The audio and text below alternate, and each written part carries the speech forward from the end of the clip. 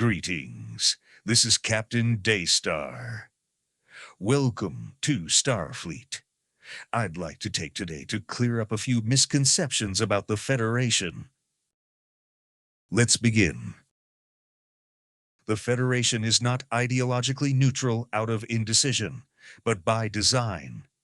Its foundational belief is that diversity is not harmony through sameness, but stability through contrast.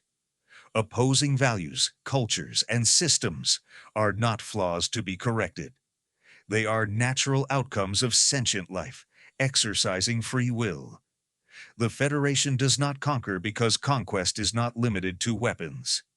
Earth learned centuries ago that domination simply evolved. When guns became unacceptable, ideology replaced them. Forcing one worldview to replace another, even under the banner of progress or morality, is still conquest.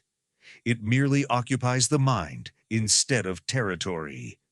Capitalism, communism, socialism, anarchism, and countless other systems are not enemies to be defeated. Each represents a coherent response to scarcity, power, and human nature. Declaring one system universally superior and imposing it at the expense of others is no different than colonialism. The Federation rejects this impulse outright. This position is rooted in a simple ethical conclusion. The right to exist must precede the right to persuade. Individuals and societies must be free to choose their own paths, even when those paths conflict with Federation values. To deny that freedom is to deny sentience itself. This principle aligns closely with the moral philosophy of Immanuel Kant, who argued that rational beings must never be treated solely as means to an end. Conquest by ideology treats entire civilizations as tools for a preferred outcome, rather than as autonomous moral agents. The Federation considers that unacceptable. It also echoes John Stuart Mill, who warned that social coercion can be as destructive as physical force. A society that silences alternative ways of living in the name of improvement commits the same injustice as one that suppresses them by violence. The Federation recognizes that moral certainty is often the most dangerous form of arrogance. From a scientific perspective, this philosophy mirrors the work of Karl Popper, who argued that progress depends on pluralism and falsifiability. Systems improve not by eliminating alternatives, but by existing alongside them. When one model is enforced universally, error becomes permanent. Diversity is not inefficiency, it is resilience. This is why the Federation permits worlds to organize themselves however they choose, so long as they do not impose that choice through conquest. There are enough stars for countless experiments in living. The Federation observes, supports, and assists when asked, but it does not dictate outcomes. The persistent conflict with the Klingon Empire and the Romulan Star Empire stems directly from this divide. Those powers view expansion and dominance as natural expressions of strength. The Federation views restraint as the greater strength. You may live as you wish, rule as you wish, and believe as you wish. But once conquest begins, whether by force or by ideology, you have crossed a line the Federation will not. The Federation is often mislabeled as collectivist in a 21st century Earth sense, particularly through a Marxist lens. This is a category error. While the Federation does operate collectively, its collectivism is structural, not ideological, and it fundamentally preserves individual autonomy in ways most Earth-based collectivist systems do not. Marxism treats capitalism as something that cannot peacefully coexist with it. In Marx's framework, capitalism is not just a different system, but an exploitative stage of history that must be overcome. That is why Marxism frames change as struggle rather than reform. If capitalism controls institutions, markets, and production, Marxism views those structures as illegitimate and believes they must be dismantled for a new system to emerge. That logic makes Marxism inherently adversarial to capitalist systems, even when it does not start with violence. In practice, communism has often been used as a tool of conquest because dismantling capitalism requires control. To abolish private property, markets, and independent institutions, the state or a revolutionary party has to seize authority over land, industry, finance, and speech.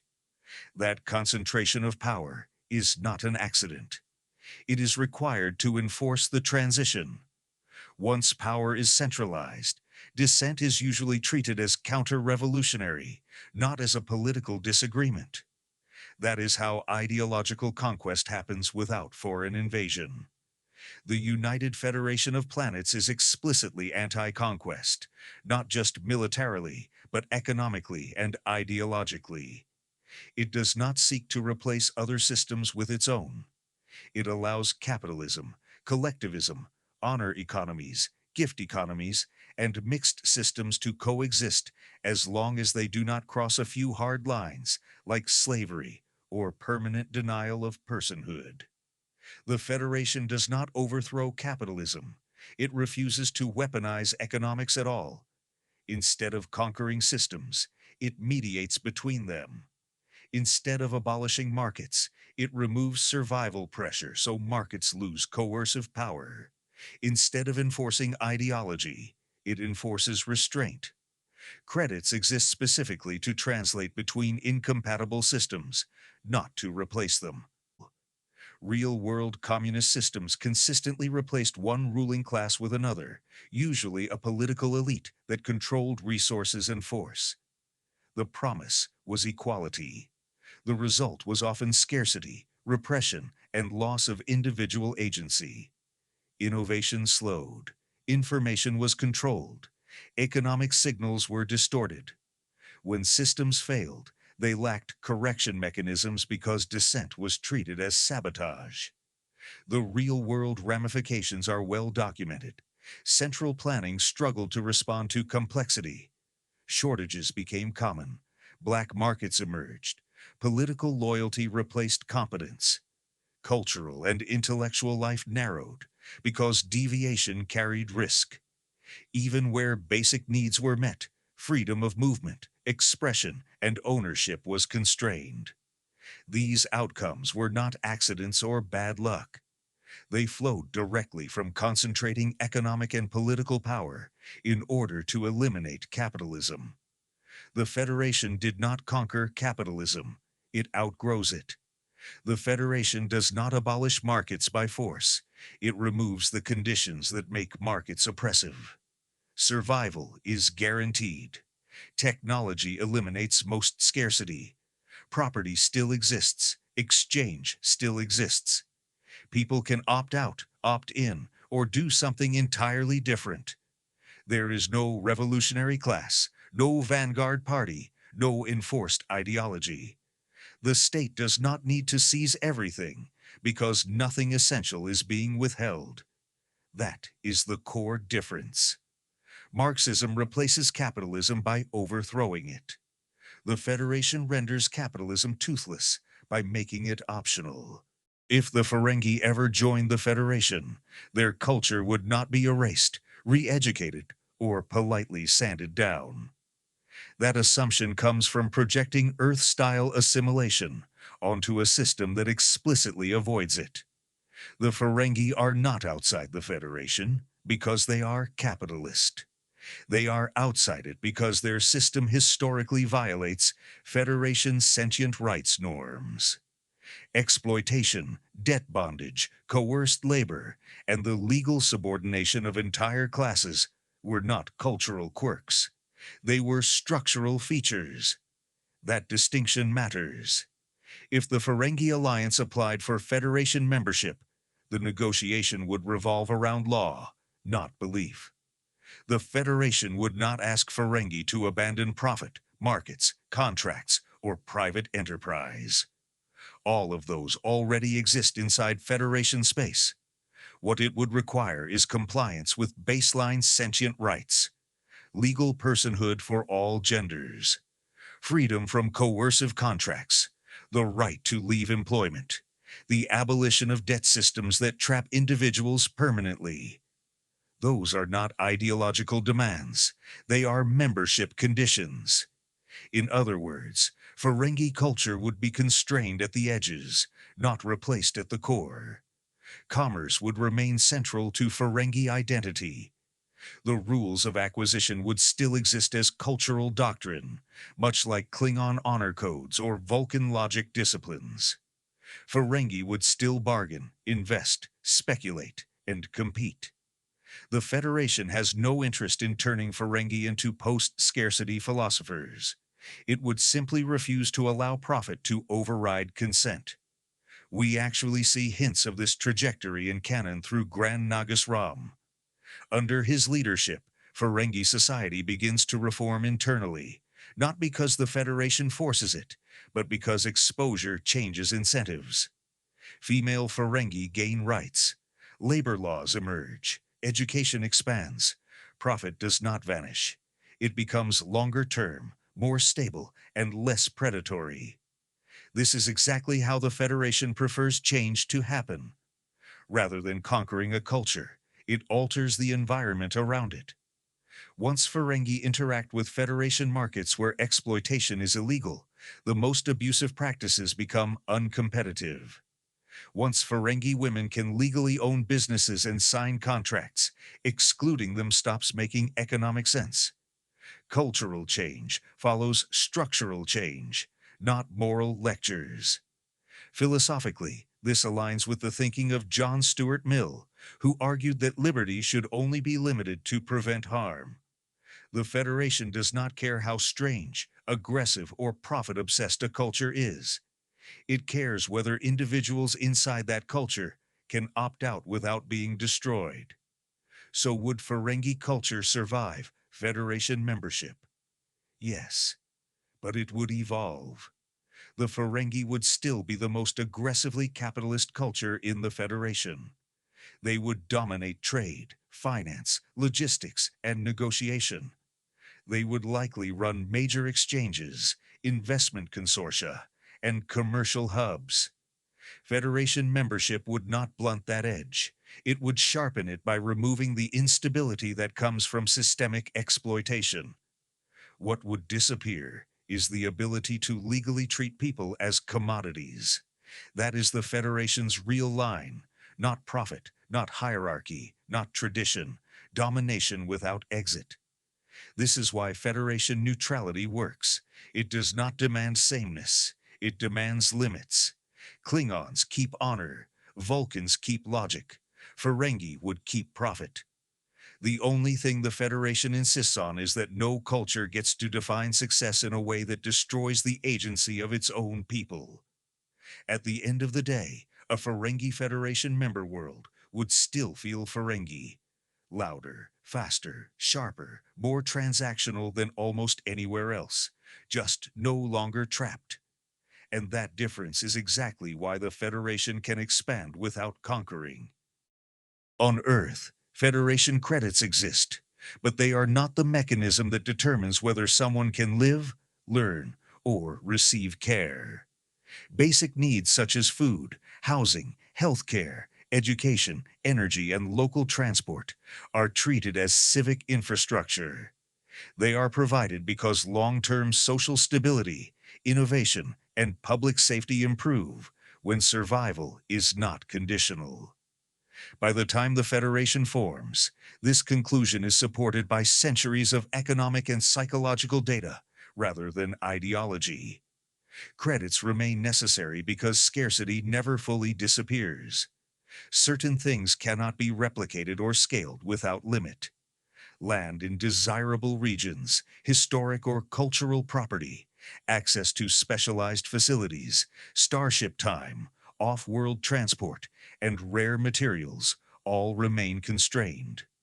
Credits function as a standardized accounting system to allocate access to these limited resources without relying on coercion or favoritism. Canon supports this model through repeated references to private ownership and exchange. Families own land and businesses. Artisans produce unique goods, and individuals commission work or secure transport using credits or credit equivalents. These exchanges occur alongside a guaranteed baseline that removes desperation from the system. The presence of private property does not contradict the absence of survival-driven markets. Credits on Earth do not determine social rank or personal worth. Status is tied to expertise, contribution, reputation, and trust, rather than accumulation. A person with few credits is not marginalized or excluded from participation in society. This reduces the cognitive and social effects associated with chronic scarcity, which research shows distorts judgment and increases conflict. Earth's economy therefore operates as a mixed coordination system. Some sectors are fully provisioned as public infrastructure. Others rely on market exchange. Some resources are allocated through merit or need. The Federation does not require a single economic model to dominate all contexts. It treats economic systems as tools rather than identities. Federation credits also function as a bridge to external economies. When Earth trades with non-Federation worlds, credits behave as currency. Internally, they function more as access units for limited resources.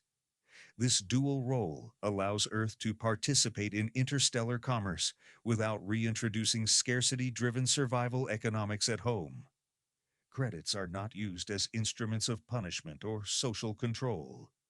Loss of credits does not result in loss of housing, medical care, or legal protection.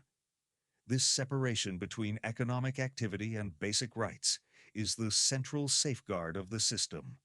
In short, the Federation is far from the Marxist ideology because money disappears from daily life only because survival is guaranteed, not because exchange is abolished. Exchange still exists for scarce things like land, ships, transport, and unique goods. Trade with outside societies continues, so a neutral currency system must exist.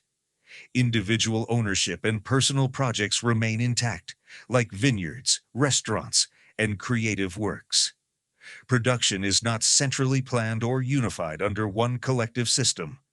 Exchange is preserved and voluntary, rather than replaced with forced distribution.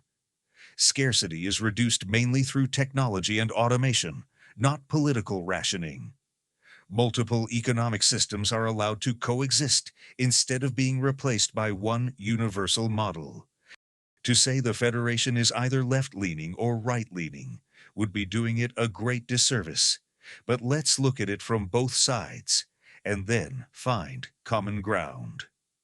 Left-leaning aspects of Trek. The Federation guarantees food, housing, healthcare, and education as universal rights rather than market goods. Survival is removed from capitalism, meaning no one is coerced into labor by poverty. Major infrastructure, energy, transportation, and defense are collectively funded and managed. Strategic resources like dilithium and planetary ecosystems are treated as public interests, not private commodities. Economic inequality is structurally limited so wealth cannot translate into power over others. Labor is voluntary and oriented around contribution, purpose, and social good, rather than profit necessity. Strong civilian oversight exists over military power and economic institutions. The state actively intervenes to prevent exploitation, slavery, caste systems, and permanent denial of personhood.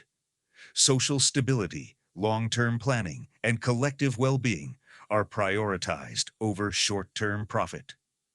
Right-leaning aspects of Trek. Private property exists and is protected. People can own land, businesses, ships, and personal assets. Inheritance is allowed. Family holdings like Picard's vineyard persist across generations. Markets and trade exist. Goods, services, and rare resources are exchanged rather than centrally distributed. Individual choice is paramount.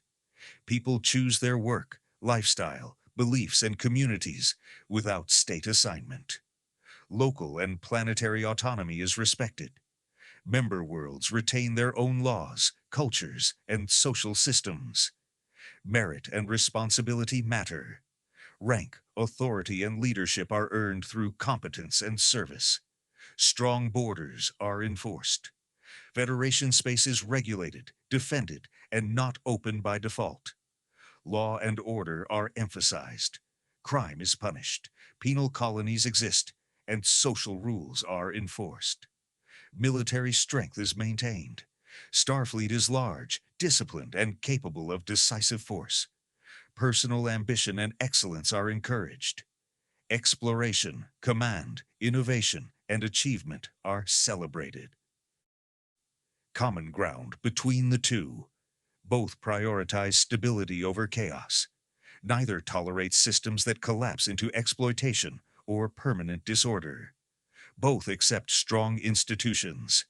Central authority exists to enforce rules, protect rights, and prevent abuse of power.